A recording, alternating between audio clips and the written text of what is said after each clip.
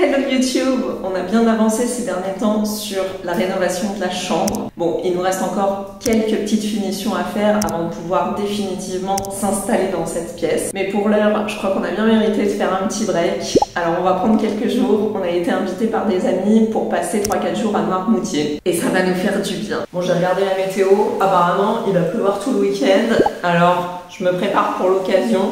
Bon, en même temps, on s'en fiche qu'il pleuve, nous on est juste contents de partir. Et puis du coup, nos potes, ils nous ont demandé d'emmener genre des jeux de société pour s'occuper pendant les journées pluvieuses. Mais comment vous dire que les jeux de société, je ne sais pas du tout où est-ce qu'ils sont. Et d'ailleurs, il va aussi falloir que je trouve un petit sac ou une petite valise dans tout ce bordel. Non, bah c'est même pas une blague. Je sais pas du tout où elles sont les petites valises. Oh la galère. Et en plus, il est déjà 17h15 et j'ai rendez-vous à 18h avec Stéphane pour aller retrouver nos amis. Alors j'arrête de parler, je me grouille. Ah, il faut que j'arrose mes plantes avant de partir. Ah, c'est pas facile d'être une femme d'intérieur. Ok, tout est sous contrôle. Stéphane m'a laissé apprendre le plus important, le sac avec le matos photo. Allez, on y va. Je suis à la bourre comme d'hab.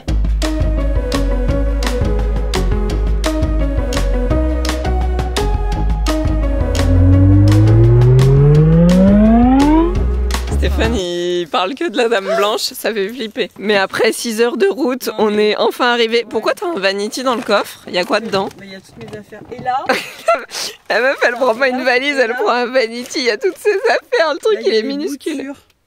C'est quoi les boutures? Et en fait, on n'a pas les clés. On n'a pas les clés de la maison.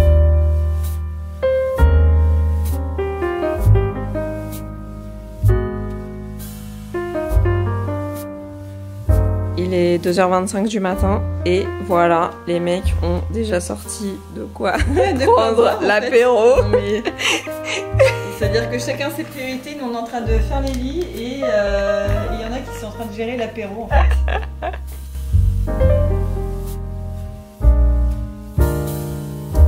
Finalement, quand on s'est levé, le temps était pas si mal. J'ai voulu en profiter pour aller explorer Noirmoutier-en-l'Île, la commune principale de l'île, qui est franchement super mignonne, avec toutes ces petites maisons aux volets colorés. Il y a même un château fort en plein centre-ville.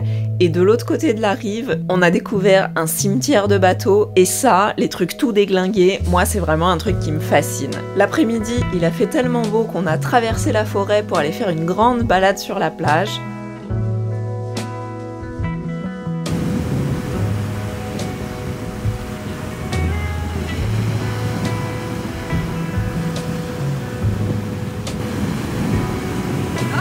Elle est bonne en fait, hein?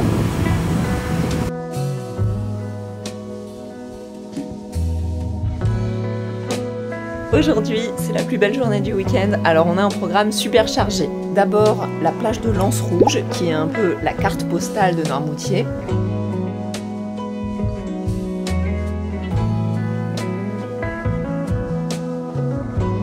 Et juste à côté, la plage des Dames avec son long ponton sur la mer.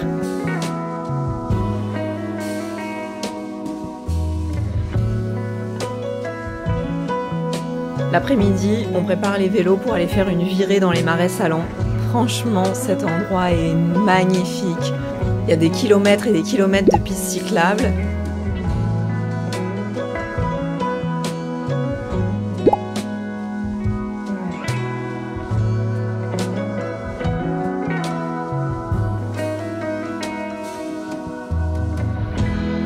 Mais bon là, le ciel devient un peu menaçant quand même.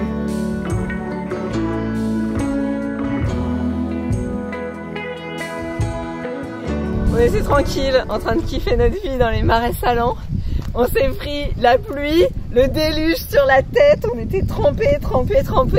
Du coup après les vélos, il y avait plein de gadous dessus. Mon vélo il a déraillé, il a dérapé dans le ravin, j'ai été éjectée. Je me suis complètement râpé la main. Mais bon, franchement tout ça, ça vaut le coup quand on a ça comme paysage, non ?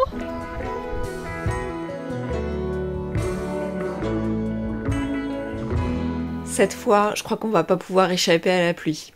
On tente quand même une petite sortie au port de l'Herbaudière. Et les mouettes aussi sont de sortie.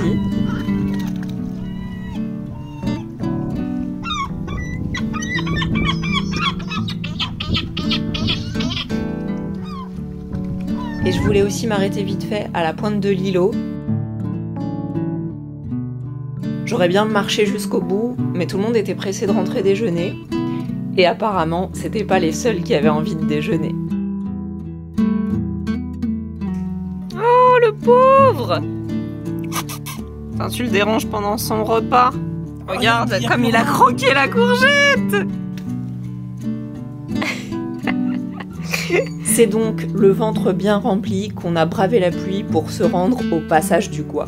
Avant la construction du pont, cette route submersible, c'était le seul moyen d'accéder à l'île de Noirmoutier. Le passage est toujours praticable à marée basse, mais ce qui est cool, c'est d'attendre que la marée remonte pour admirer la route se recouvrir d'eau.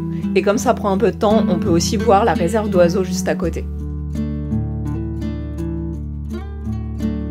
Dernière matinée sur l'île, et évidemment, Stéphane n'allait pas repartir sans un petit passage chez Chausson. Et moi, je voulais m'arrêter dans une cabane de maraîcher, déjà parce qu'elles sont trop mignonnes, mais surtout parce que je voulais acheter de la fleur de sel.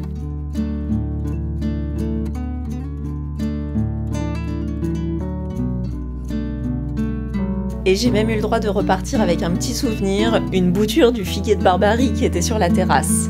Bon bah maintenant je crois que c'est bon, on peut reprendre la route. Il est temps de remettre les rangements dans les armoires.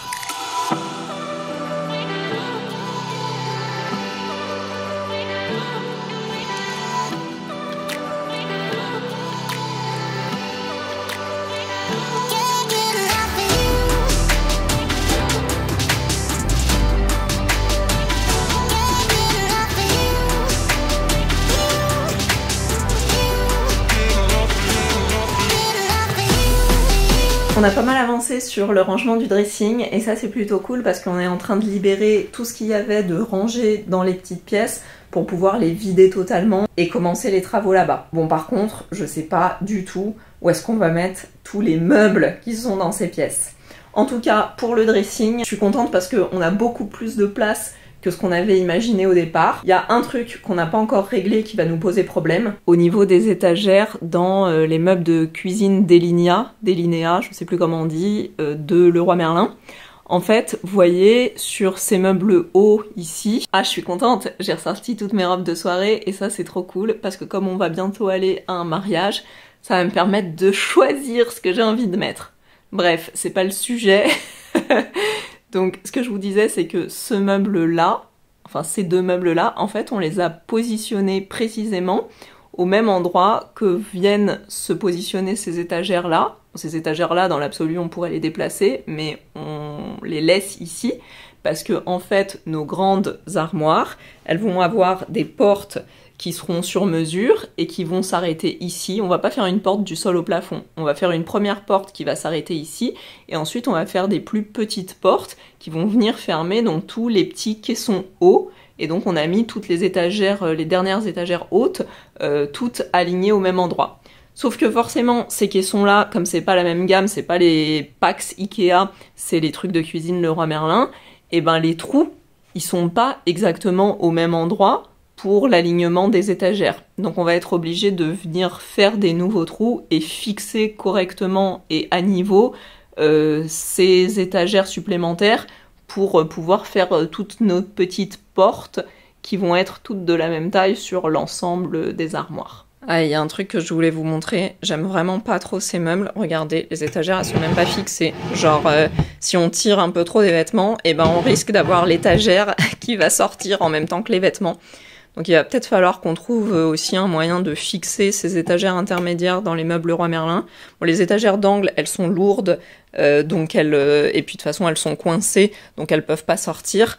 Mais celles-là, elles sont petites et puis elles roulent quoi. Parce qu'en fait, les petits pics, les petits bitoniaux, ils sont ronds. Et en fait, les étagères, elles sont pas percées en dessous. C'est pas comme celle des Besta où il y a des encoches et où les petits picots, ils viennent s'encastrer. Là, en fait, c'est juste posé dessus, donc ça roule. Clairement, je pense que c'est pas une gamme que j'aurais choisie pour faire ma cuisine.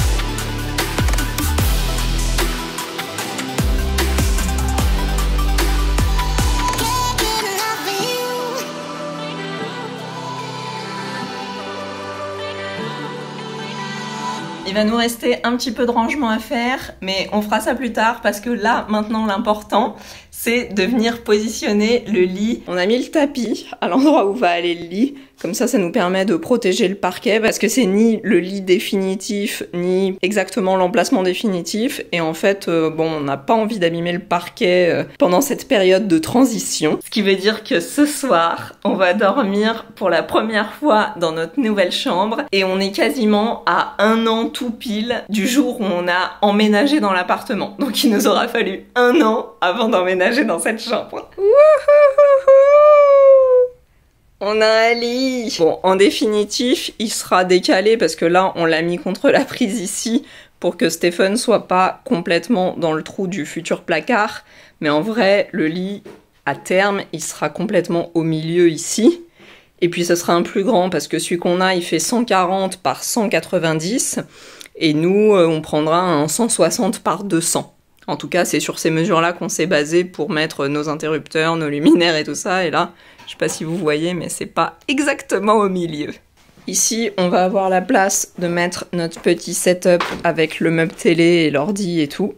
Parce que, on n'a toujours pas de salon. Hein. Et il va falloir qu'on trouve un truc à mettre en tête de lit pour que ce soit un petit peu plus moelleux et confortable. Et regardez, c'est pas trop cool la vue qu'on a quand on est allongé dans le lit. Ah, j'adore. Oh non! Qu'est-ce qu'il a lui aussi? J'en ai marre.